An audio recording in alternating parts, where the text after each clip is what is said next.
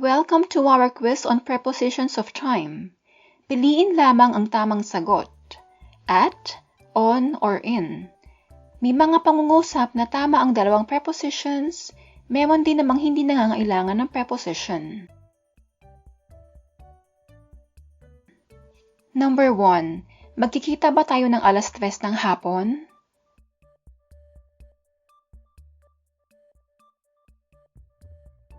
Ang tamang sagot ay at. Shall we meet at 3 p.m.? Ginagamit ang preposition na at para sa mga eksaktong oras ng araw. Number 2. Ipinagdiriwang natin ang Pasko sa ika-25 ng Disyembre.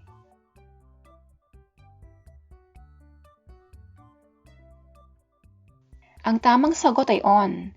We celebrate Christmas on the 25th of December.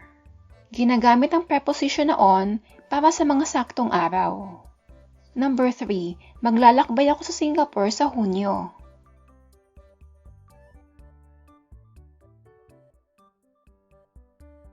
Ang tamang sagot ay in. I'll be traveling to Singapore in June. Ginagamit ang preposition na in para sa mga buwan. Number 4. Nagpaplano silang bisitahin ang kanilang mga kamag-anak sa Pasko.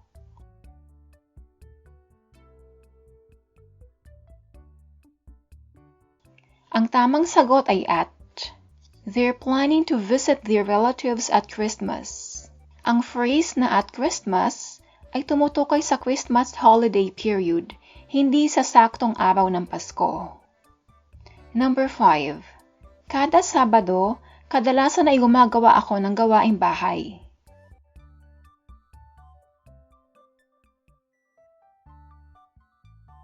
Ang tamang sagot ay on. On Saturdays, I usually catch up on household chores. Para sa mga umuulit na araw ng linggo, ginagamit ang preposition na on. Number 6. Ang proyekto ay nakatakda sa loob ng 2 linggo.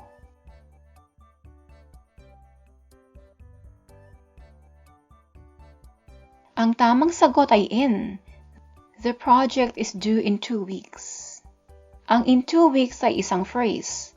Ang mga phrases ay hindi sumusunod sa triangle method. Kung hindi nyo alam yung triangle method na nabanggit ko, panoorin nyo yung video ko about sa prepositions of time. Ang link ay nasa comment section. Sa oras na ito, nanonood ako ng nakakatawang pelikula.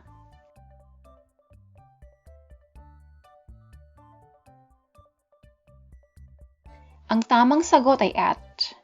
At the moment, I'm watching a funny movie. Ang at the moment ay isang phrase. Number 8. Nasa London ako noong nakaraang buwan para sa trabaho.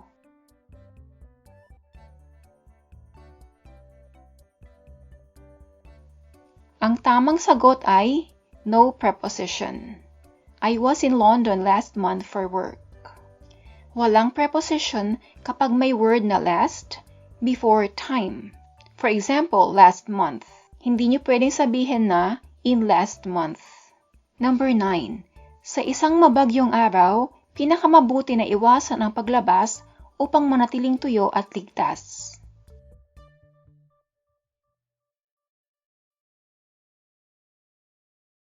Ang tamang sagot ay on. On a stormy day, it's best to avoid going out to stay dry and safe. Kapag may adjective na kasama ang time, ang preposition na ginagamit ay on. Number 10. Noon, nakatira ako sa isang maliit na nayon bago lumipat sa lungsod.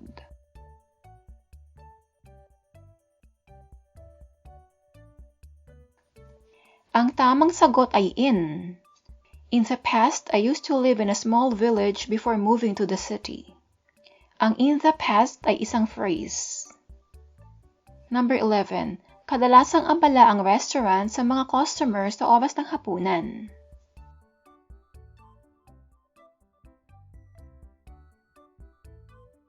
Ang tamang sagot ay at. At dinner time, the restaurant is usually busy with customers. Kapag ang tinutukoy ay meals of the day, katulad ng dinner time, ang ginagamit na preposition ay at. Number 12. Madalas akong gumugol ng oras sa paggawa ng aking mga libangan sa hapon.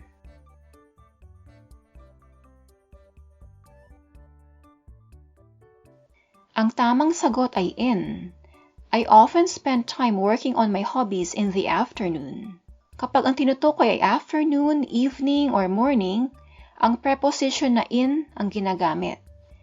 Number 13. May appointment ako sa dentista bukas ng hapon.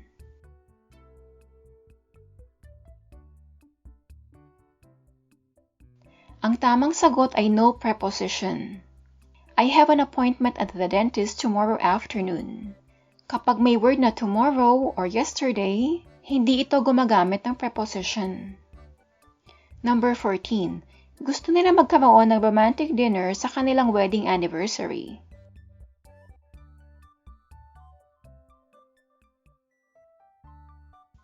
Ang tamang sagot ay on. They want to have a romantic dinner on their wedding anniversary. Para sa mga umuulit na event ng taon, ang preposition na on ang ginagamit. Number 15. Wala kaming mga smartphone noong panahon na yon, kaya iba ang komunikasyon.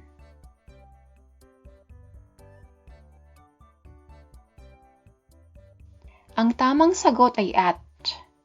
We didn't have smartphones at that time, so communication was different. Ang phrase na at that time ay formal. Ginagamit ito kung gusto mong i-emphasize ang nangyari or i-discuss ang mga pangyayari in a structured manner. So kung formal ang context, katulad sa sentence na ito, ang phrase na at that time ang dapat gamitin. Number 16. Ang package ay i-deliver sa Biyernes.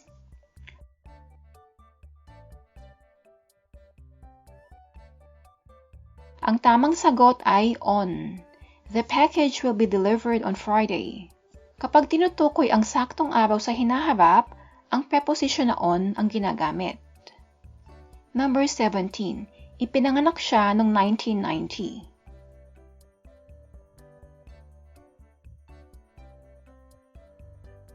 Ang tamang sagot ay in. She was born in 1990. Kapag tinutukoy ang taon, ang preposition na in ang ginagamit. Number 18. Tatawagan kita mamayang gabi. Ang tamang sagot ay no preposition. I'll call you this evening.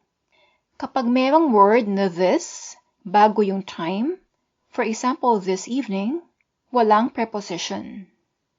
Number 19. Karaniwang mas mabigat ang traffic sa Lunes ng umaga habang papunta ang mga tao sa trabaho.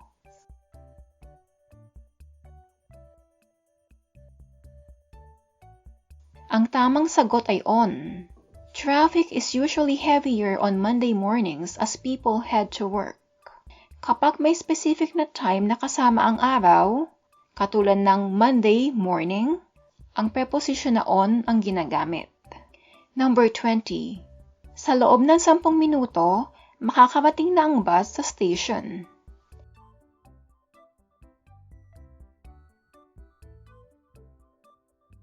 Ang tamang sagot ay in. In 10 minutes, the bus will arrive at the station. Ang in 10 minutes ay isang phrase. Number 21. Sa susunod na Lunes, magsisimula na siya sa bagong trabaho niya.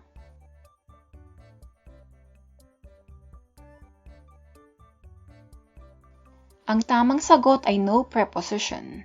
Next Monday, she's starting her new job. Kapag may word na next bago yung time, for example, next Monday, walang preposition. Number 22. Madalas kami mananghalian sa tanghali.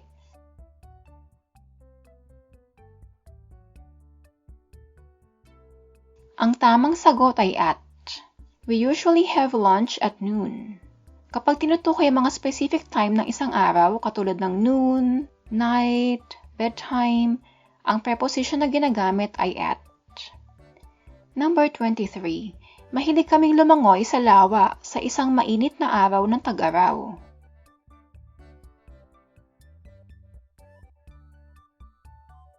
Ang tamang sagot ay on. We love to go swimming at the lake on a hot summer's day.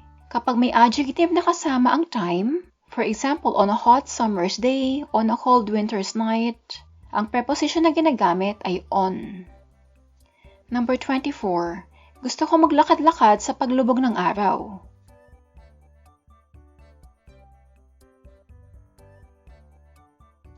Ang tamang sagot ay at. I like to take a leisurely stroll at sunset. Kapag tinutukoy ang specific time ng isang araw, katulad ng sunset or sunrise, ang ginagamit na preposition ay at. Number 25. Binibisita ko ang aking bayan tuwing mahal na araw or Semana Santa.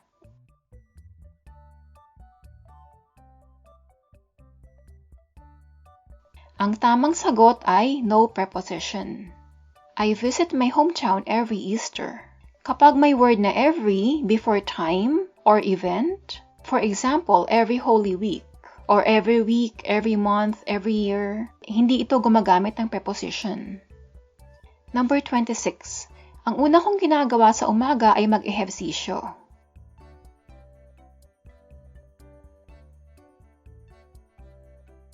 Ang tamang sagot ay in. I do my exercise first thing in the morning. Kapag tinutukoy ang morning, evening at afternoon, ginagamit ang preposition na in at sasamahan ng definite article na the, in the morning. Number 27. Natatanggap ko ang aking sweldo sa katapusan ng bawat buwan.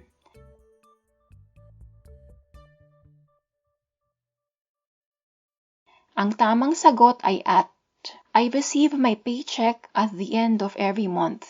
Kapag beginning or end na isang buwan or isang taon, ang preposition na ginagamit ay at. Number 28. Nagpaplano kami ng bakasyon sa taglamig.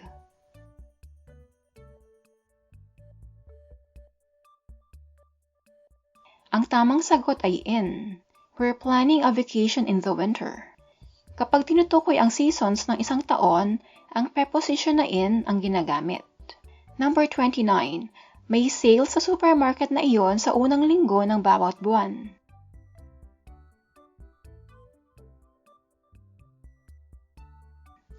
Ang tamang sagot ay on. There's a sale at that supermarket on the first Sunday of every month. Kapag tinutukoy ang mga umuulit na araw sa isang buwan o isang taon, ang ginagamit na preposition ay on.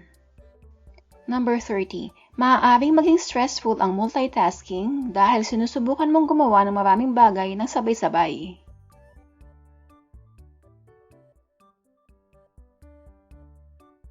Ang tamang sagot ay at. Multitasking can be stressful because you're trying to do multiple things at the same time.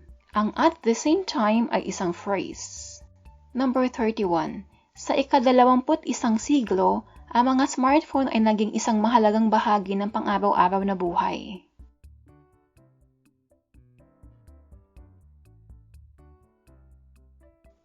Ang tamang sagot ay in. In the 21st century, smartphones have become an essential part of daily life.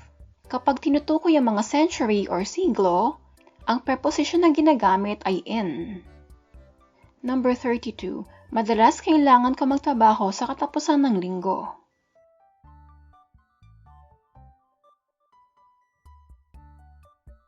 Ang tamang sagot ay at saka on. Dalawang preposition ang pwede mong gamitin dito.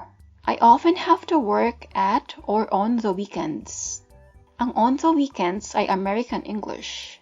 Ang at the weekends naman ay British English. Number 33.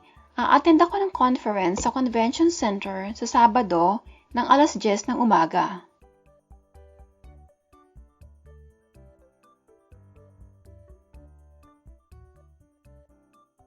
Ang tamang sagot ay on at saka at.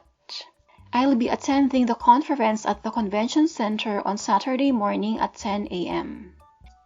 Number 34. Ang boss ay wala dito sa ngayon. Babalik siya sa loob ng 2 araw.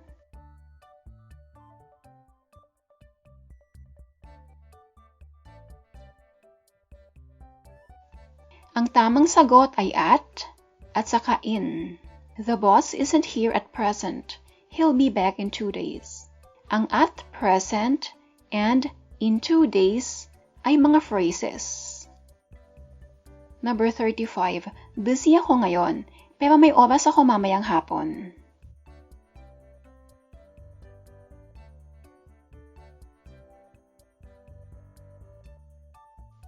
Ang tamang sagot ay at. At, no preposition. I'm busy at the moment, but I'll be free this afternoon. Ang at the moment ay isang phrase. Kapag may word na this, bago ang time, for example, this afternoon, wala itong preposition. Anong score ang nakuha nyo? Sulat nyo sa comment section. Huwag mag-alala kung hindi mataas ang score na nakuha nyo. Practice lang yan. Kung hindi nyo pa napanood ang lesson ko about prepositions of time, please check it out. Thank you for answering this quiz. I'll see you in the next lesson.